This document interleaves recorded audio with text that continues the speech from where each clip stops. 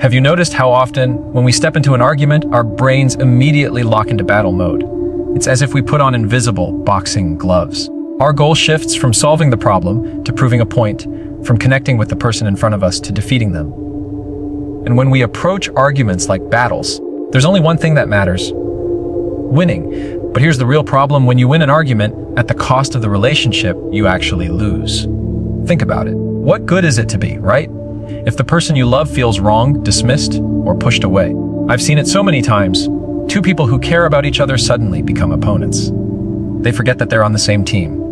One person says, "You don't listen," and the other fires back, "Well, you're impossible to talk to." And before you know it, they're no longer discussing the actual issue. They're scoring points. Every word becomes a jab. Every pause is a chance to reload. The problem is that the relationship becomes the casualty of a war nobody actually wanted to start. But what if the goal of an argument was not to win, but to understand? What if, instead of putting on boxing gloves, we put on listening ears? Instead of asking ourselves, "How do I prove I'm right?" we asked, "How do I better understand what they're feeling and what they need?" That single shift, just changing the goalpost, can completely transform the tone and the outcome of any disagreement. Because here's the truth: people don't usually remember the fine details of your reasoning. They remember whether they felt heard, valued, and respected in the conversation. Now, I know what you might be thinking. If I don't fight for my point, won't I get walked over? Won't I lose my chance to be heard? But I want you to hear this. Understanding is not the same thing as surrendering. Listening does not mean giving up your side. It simply means creating enough space for both sides to exist. In fact, the quickest way to get someone to listen to you is to first show them that you're listening to them. That's human nature. People drop their defenses when they feel understood.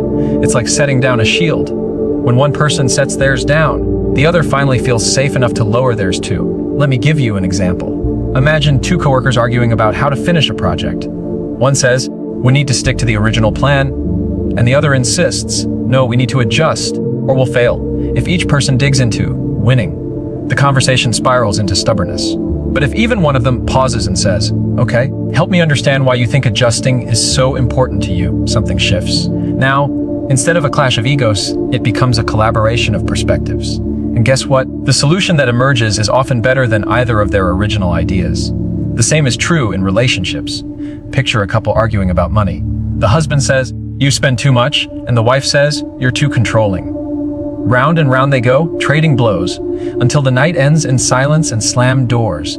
But what if one of them took a breath and said, "Okay, I don't just want to win this. I want to understand why you feel the way you do." Suddenly, the husband might discover that his wife spends not out of recklessness, but because she feels unloved when he nitpicks. Or the wife might realize her husband isn't trying to control her. He's scared of not having enough for the future. See the difference? The argument stops being about money and starts being about meaning.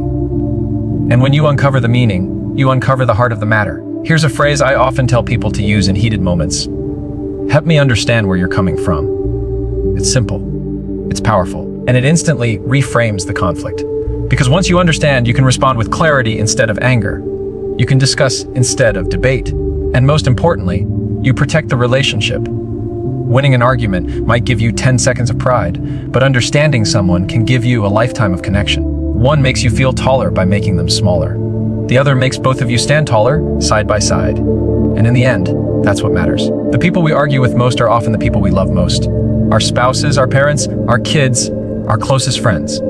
If we let winning destroy those bonds, what exactly have we won? Nothing. But if we learn to argue with understanding, then even in disagreement, the relationship grows stronger. So the next time you find yourself in an argument, stop and ask yourself, am I trying to win this moment? Or am I trying to understand this person? That single question can change the way you argue forever. When most people think about arguments, they think about words. The exact sentence, the phrase that cut deep, the remark that stung. But if we look closer, words are only half the story. The other half, the part people never forget, is the tone. You see, tone is like the emotional paintbrush we use on every sentence. The same words can either heal or harm depending on how they're delivered. You can say, "I'm listening," with a calm, open tone and invite someone to trust you. Or you can snap, "I'm listening," with clenched teeth and rolling eyes, and suddenly those same words feel like an insult. Think back to the last heated argument you had. Do you remember every sentence word for word? Probably not. But I bet you remember the tone. You remember if their voice was raised, if they sighed in frustration, if their body was tense. Tone is sticky. It clings to memory long after the details have faded. That's why staying calm in conflict is not just a nice idea. It's the strategy that decides whether the argument escalates or de-escalates. But here's the challenge. When emotions rise, so does our volume. When anger kicks in, our tone sharpens like a blade. We feel the urge to defend, to push back, to overpower. That's normal. It's human. But here's the paradox: the louder we get, the less we're heard. Because when someone feels attacked by tone, their brain stops listening to content. They go into defense mode. And suddenly, the actual issue, the thing we were arguing about, disappears, buried under a pile of sharp tones and emotional wounds. Staying calm doesn't mean you're weak. It doesn't mean you're letting the other person walk all over you. It means you're choosing to lead the conversation instead of letting your emotions lead you. Think of it like this: in every argument, there's a thermostat and a thermometer. The thermometer just reacts to the temperature in the room. It rises when things get hot, it drops when things cool down. The thermostat, on the other hand, sets the temperature. When you stay calm, you become the thermostat. You set the tone of the room. And most people, consciously or not, adjust to match it. I'll give you a simple example. Imagine a child screaming, "You never listen to me." If the parent screams back, "Don't talk to me like that," well, now you've got two fires feeding each other. But if the parent lowers their tone, speaks slower, and says, "I hear that you're upset. Tell me what you need me to know," suddenly the child's fire has nothing to burn on. The calm tone becomes water to the flame. And the child, little by little, starts to calm down too. Adults are no different. When your partner says something harsh and you fire back, you're just mirroring their chaos. If you slow down, breathe, and answer in a lower tone, you're sending a signal. This conversation is safe. We don't have to destroy each other to figure this out. And believe it or not, most of the time, the other person will eventually match your calmness.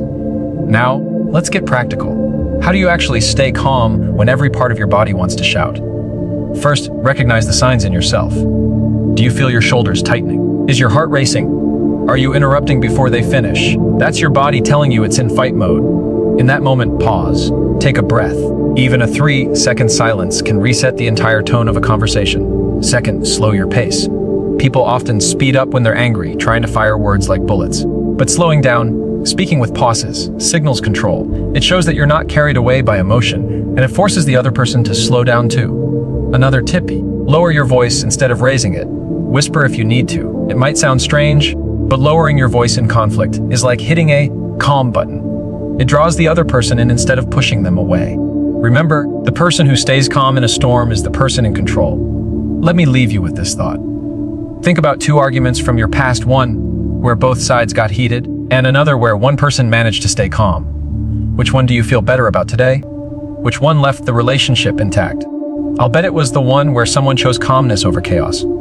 Because people may forget the exact words you used, but they never forget how your tone made them feel. So the next time your blood starts to boil and your voice wants to rise, remember, your words may carry the message, but your tone carries the meaning. And if you can keep your tone calm, you protect the meaning, the message, and most importantly, the relationship. There's a reason why so many arguments start with the words, "you always," or "you never." Because the moment we feel hurt or frustrated, our instinct is to point the finger outward. We want to highlight what the other person did wrong, because in our minds, that explains why we feel the way we do. But here's the problem: the instant you say, "you," the other person's defenses rise. It doesn't matter if your point is valid. It doesn't matter if you have every fact on your side. If your sentence starts with "you," the other person is already suiting up for battle. Picture this: you're at home, and your partner is late again. You've been waiting, dinner's cold, and the first words out of your mouth are, "You don't care about my time. You're always inconsiderate." What happens next? Do they nod and say, "You're right, honey, I'll do better"? No, they snap back, "That's not true. I was busy." You're so dramatic. And suddenly, what started as frustration about being late has turned into a character assassination on both sides. But imagine instead if you said, "I felt unimportant when I was waiting tonight because I was really looking forward to eating with you." Same situation, same truth.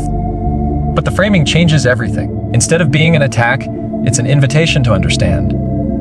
Instead of being about their failure, it's about your feeling. And that subtle shift is the difference between building a wall and building a bridge. Statements are powerful because they speak to your experience, not the other person's flaws. When you say, "You don't listen," the person hears blame. But when you say, I feel unheard when I'm interrupted, the person hears vulnerability. And here's the thing. People are wired to respond to vulnerability with more care than they respond to blame. Blame pushes people away.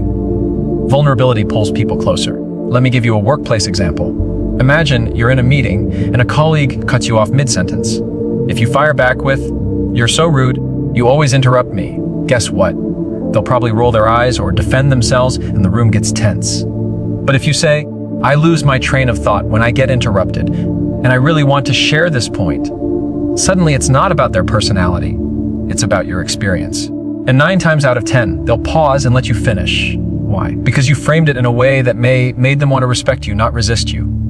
Now, I know some of you are thinking, but isn't that just sugarcoating? Am I supposed to tiptoe around and never call things out? Not at all. Using I statements isn't about watering down the truth. It's about delivering the truth in a way that it can actually be heard. Think of it like this. You can throw a rock at someone's head, or you can hand them the same rock. One way injures, the other way equips. The rock hasn't changed, but the delivery has. And here's where this gets even more interesting. When you shift to I statements, you also gain more control over yourself. Because saying I feel forces you to stop and ask, okay, what am I actually feeling right now? That reflection alone can cool the fire. Instead of spewing raw anger, you're translating it into something more honest. I feel disrespected, or I feel anxious, or I feel left out. That kind of clarity doesn't just help the other person, it helps you. It reminds you that your feelings are valid, but they don't have to come out as weapons. And let me tell you something. People can argue with accusations, but it's much harder to argue with feelings. If you say, "You don't care about me," someone can shout back, "Yes, I do." But if you say, "I feel uncared for when we don't spend time together," what can they argue with? That's your reality. They can't deny your experience. And once the wall of denial is gone, real conversation can begin. Think of I statements as the difference between throwing a punch and opening a door. One starts a fight, the other starts a dialogue. And isn't that what we want? To be heard, to be understood, to move forward together instead of apart. So the next time you're tempted to start a sentence with, "You always," or "You never stop," take a breath, flip the script. Try, feel, "I need," or "I notice." Watch how the energy changes, watch how the walls start to lower, and watch how the argument, instead of spiraling out of control, becomes a conversation that actually leads somewhere. Because at the end of the day, it's not about softening the truth, it's about strengthening the relationship. And I statements give you the power to do both. One of the biggest mistakes we make in arguments is jumping straight into defense mode. The other person is upset, and before they can even finish their sentence, we're already building our case. They say, "I feel ignored," and we say, "That's not true, I've been busy." They say, "You don't understand me," and we say, "Yes, I do, you're just overreacting." Do you see what happens there? Instead of hearing them, we erase them. Instead of acknowledging their reality, we rewrite it. And nothing shuts down communication faster than feeling dismissed. Validation is the antidote. Validation is the simple act of saying, "I hear you. I see that this matters to you. I get that you're upset." It doesn't mean you're agreeing. It doesn't mean you're surrendering. It simply means you're honoring the fact that their feelings are real to them. And that is powerful. Because when people feel validated, they stop fighting to prove their emotions exist. That frees both of you to move toward the actual issue. Think of it this way. Imagine someone comes to you and says, "I'm cold." Now, you may not feel cold. You may be standing there in a t-shirt sweating. But if you respond with, "No, you're not. It's warm in here," what happens? They get frustrated because you've just denied their experience. But if you say, "I get that you're cold. Let me grab you a blanket," suddenly there's no argument. You validated their reality, even though yours was different. Arguments about feelings work the same way. People don't always want you to fix the problem first. They want to know that you see the problem through their eyes. This is especially important in close relationships. When your partner says, "I feel like you don't make time for me," the worst possible response is, "That's not true. I spend plenty of time with you." That might be logical, but it isn't loving. A validating response would sound more like, "I hear that you feel neglected, and I don't want you to feel that way." Notice the difference. One invalidates and escalates. The other validates and opens the door for connection. Once someone feels seen, they are far more willing to see your side. I'll give you a real-world example. A manager once told me about a conflict in his office. An employee came storming into his office saying, "You don't appreciate all the work I do." Nobody notices the extra hours I put in. Now, the manager could have fired back with, "That's not true, you get paid fairly. And we thanked you at the meeting last week." But instead, he said, "I can tell you feel overlooked, and I'm sorry you're feeling that way. That must be frustrating." Just that simple validation completely changed the energy in the room. The employee's anger dropped, and they were able to have a calm conversation about recognition and workload. The issue wasn't solved instantly, but the relationship wasn't damaged. That's the power of validation. Some people resist this idea because they think validating is the same as agreeing. They say, "If I validate their feelings, won't they think they're right?" Not at all. Validation isn't about proving who's right. It's about proving that the other person matters. You can say, "I can see why you'd feel upset," without saying, "You're correct about everything." You're simply showing respect for their inner world, and respect is the foundation of resolution. The truth is, people will forget the details of arguments, but they never forget how they felt during them. If they felt invalidated, the sting lingers. But if they felt heard, even if you didn't agree, they walk away with trust intact. And that trust makes every future conversation easier. So, how do you validate in the heat of the moment? First, stop correcting. Resist the urge to explain or defend right away. Second, reflect back what you hear. If they say, "You never listen," try. It sounds like you're feeling ignored. Third, add empathy.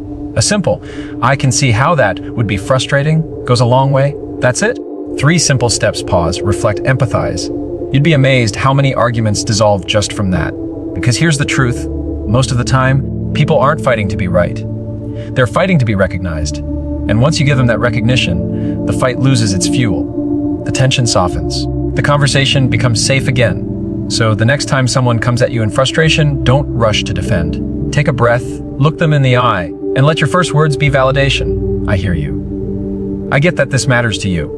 Because sometimes the best way to win an argument is not to win it at all, but to show the other person that even in conflict, they are not invisible. One of the simplest yet hardest skills in any argument is the pause. That tiny space between what you hear and how you respond can make all the difference between a conversation that heals and a conversation that explodes. But most of us aren't very good at it. We react instantly, fueled by emotion, and those first words that fly out of our mouths often become the ones we regret the most. It's like hitting send on a message before we proofread it. And once it's out there, we can't take it back. The pause is powerful because it interrupts the cycle. Conflict has a rhythm, almost like a tennis match. They hit a ball, you hit back. They raise their voice, you raise yours. They throw an insult, you return the favor. That back and forth can spiral so quickly that neither person even remembers what they were arguing about in the first place. But when you pause, just for a few seconds, you break the rhythm. You don't hit the ball back right away. You let it bounce. And in that moment, the energy shifts. Think about the last time you reacted without pausing. Maybe someone criticized you at work, and before they even finish it, you snapped, "Well, you're no better," or your partner said something sharp, and you fired back even sharper. How did that go? Probably not well. Now imagine if, instead, you took 2 deep breaths before speaking. Instead of reacting, you responded. Instead of escalating, you de-escalated. The situation might not have disappeared, but the damage would have been far less. The pause is not weakness, it's wisdom. It gives your brain a chance to catch up with your emotions. Neuroscience actually backs this up. When you're triggered in an argument, your amygdala, the fight or flight part of your brain, lights up. That's why your heart races, your chest tightens, and your words come out sharp. But if you pause, even for a few seconds, it allows your prefrontal cortex, the rational part of your brain, to re-engage. Suddenly, you're not just reacting, you're choosing, and choice is where power lies. Here's a phrase I often tell people to use in the pause: "Give me a second." It's simple, it buys you time, and it signals that you're not ignoring the other person, you're just choosing to think before you speak. Sometimes even saying, "I need a moment to process that," can diffuse tension because it shows you're taking the conversation seriously, not just spitting back whatever your emotions want to throw out. Let me share a story. A friend once told me about a fight he had with his teenage son. His son was yelling, saying things like, "You don't care about me, you just care about rules." In the past, my friend would have snapped back, "Don't talk to me like that, I'm your father." But this time, he paused. He literally walked out of the room for 30 seconds, came back and said, "I know you're angry and I want to understand why. Let's try again." That pause prevented a shouting match. It turned a potential blow up into a real conversation. His son didn't calm down instantly, but the door stayed open. And that was the win. Pausing also gives the other person a chance to reflect on their own words. When you don't react immediately, the silence can actually work in your favor. They might hear themselves, realize how harsh they sounded, and soften before you even have to say a word. It's like holding up a mirror. Sometimes the best response is no response at all, at least not right away. Of course, pausing is easier said than done. When you're in the heat of an argument, your body is begging you to react. So how do you train yourself to pause? Start small. Practice in low stakes moments. The next time someone cuts you off in traffic, instead of honking immediately, take a breath. The next time your friend interrupts you in a story, instead of snapping, let a beat pass before you continue. These little practices build the muscle, and when the big arguments come, you'll be better prepared. The real beauty of the pause is that it gives you time to ask yourself a bigger question. Do I want to be right now? Or do I want to keep this relationship right? Because in the heat of an argument, those two goals often conflict. Reacting quickly might win you a point, but pausing helps you protect the person. And if you protect the person, you both win in the long run. So the next time you feel anger rising, remember, you don't have to react immediately. You're not a puppet pulled by strings. You can choose to pause, breathe, think. Because sometimes the most powerful thing you can say in an argument is nothing at all, at least not yet. And when you do finally speak, your words will be calmer, clearer, and far more likely to keep the relationship intact. Every argument has an ending, and the way it ends often leaves a bigger mark than the argument itself. You might not remember every word that was said, but you remember how you walked away. Did you walk away feeling connected, or did you walk away feeling alone? That final moment is what lingers. And yet, too often, we let arguments end in silence, slam doors, or someone storming out. We treat the end of conflict like the end of a war. Both sides retreat, wounded, bitter, and carrying resentment like a trophy. But if you want to protect your relationships, you can't let division have the final word. You have to end with connection. Ending with connection doesn't mean you solve everything in that one conversation. It doesn't mean you agree on every detail. Sometimes the issue may still be unresolved. But connection says, even though we disagree, we're still on the same team. It's a signal that the relationship matters more than the argument. And that signal is what keeps relationships alive when everything else feels shaky. Think about this with the people closest to you. You love your partner, your kids, your friends, your family, not because they always agree with you, but because the bond runs deeper than agreement. When you choose to end an argument by reinforcing that bond, you remind the other person, I care about us more than I care about winning this moment. That one act can turn an argument into an opportunity for growth instead of a source of damage. I once spoke with a couple who had been married for 30 years. I asked them how they managed to stay strong through all the inevitable disagreements. The wife said something simple but powerful. We made a rule. No matter how bad the argument gets, we always end by saying I love you. Even if we're still mad, even if nothing is solved, those words remind us that the argument is temporary, but our marriage is permanent. That's connection. That's choosing love over ego. It doesn't always have to be words either. Sometimes connection at the end of an argument looks like reaching out for a hug. Sometimes it's a hand on the shoulder, a gentle smile, or simply saying, we'll figure this out. Small gestures can carry big weight. They say, hey, we're okay, even if we're not okay yet. And believe me, that reassurance means more than any perfect rebuttal. Of course, this isn't easy. When you're angry or hurt, the last thing you want to do is extend warmth. Your pride screams, stay cold. Don't give in. But connection isn't about giving in. It's about giving value. It's about saying, you matter more than my pride right now. And the irony is, when you take that step, you don't lose respect, you gain it. Because it takes real strength to prioritize the relationship over the argument. Now, let's get practical. How can you end with connection when emotions are still raw? Start with honesty. You can say, I'm still upset, but I want you to know I care about us. Or, I don't have the answer yet, but I don't want this to come between us. That kind of honesty builds trust because it acknowledges both the tension and the bond. Another way is gratitude. Saying, thanks for at least talking this through with me, can soften the edge of even the hardest conversation. And if words are too hard, let your actions speak. Stay in the room, sit together, share a meal. Presence itself can be a bridge. One of the best questions you can ask yourself at the end of any argument is this: when they walk away from this, what do I want them to remember? My anger or my care? If the answer is care, then you'll know to reach for connection. Because no matter how right you were in the details, if the other person walks away feeling unloved, you lost the bigger picture. But if they walk away knowing they're still valued, even if you disagreed, you've won something far greater than an argument. You've won trust. Every relationship is built on hundreds of little endings. How you end your arguments becomes the pattern that defines the relationship. Do you end with distance, or do you end with closeness? That choice, repeated over time, determines whether your relationships grow stronger or slowly fall apart. So the next time you find yourself at the end of a heated moment, resist the urge to withdraw into silence or bitterness. Instead, take the brave step of closing with connection, a word of care, a touch of reassurance, a reminder that the argument may not be finished, but the relationship is still intact. Because when you end with connection, you plant a seed of hope that even in disagreement, love has the last word. At the end of the day, arguments are not the enemy. Silence, resentment, and disconnection, that's the real enemy. Disagreements will come because where there is love, where there is family, Where there are friendships and teams, there will always be differences. But those differences don't have to divide us. They can refine us if we handle them the right way. We've talked about shifting from winning to understanding, controlling our tone, using I instead of you, validating feelings, taking the pause, and ending with connection. None of these are tricks. They're habits that put people above pride, relationships above arguments. And here's the truth, you won't get it perfect every time. None of us do.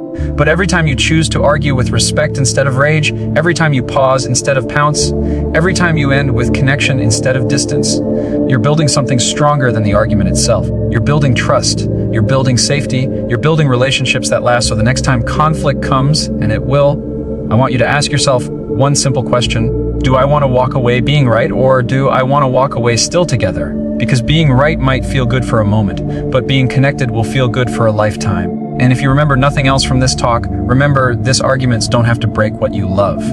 With the right approach, they can actually strengthen it. Win the person, not the fight. Because at the end of it all, your relationships are worth more than being right.